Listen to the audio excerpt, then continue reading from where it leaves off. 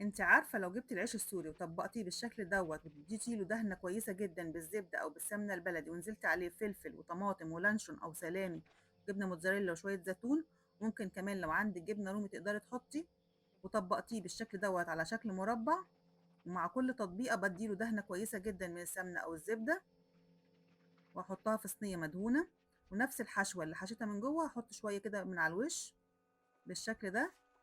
هعمل معاكم واحدة كمان، هجيب العيش السوري بالشكل ده واديله دهنة كويسة جدا من الزبدة او السمنة، ونفس الحشوة هحطها، تقدري تستخدمي اي حشوة واي بواقي عندك في التلاجة،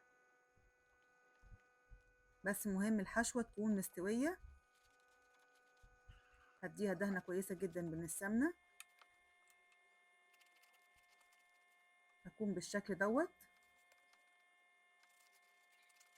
هكون في الوقت دوت مشغلة الفرن، هديلها 5 دقايق من تحت و5 دقايق تحت الشواية، تقدري تستخدمي الطاسة لو حابة. هحط شوية جبنة كمان موتزاريلا من على الوش.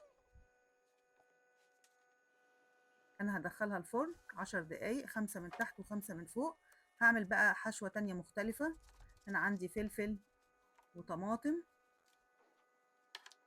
ودونر كباب وفلفل مشوي وجبنة موتزاريلا. تقدري تستخدمي سجق، بس اهم حاجة الحاجة تكون مستوية.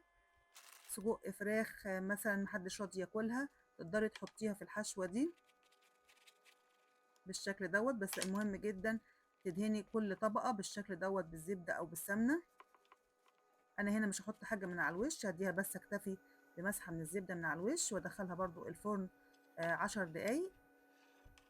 واول ما تطلع من الفرن ضروري جدا نغطيها علشان تفضل طرية معانا، نغطيها شوية كده 5 دقايق، وهتكون معاكي احلى واسرع فطير شرقي بحشوات مختلفة بجد. هتحضريه في دقيقة واحدة بس، سهل وسريع وطعمه حلو جدا، احلى من الجاهز بكتير ومورق. اتمنى تجربوه بصحتين وهنا.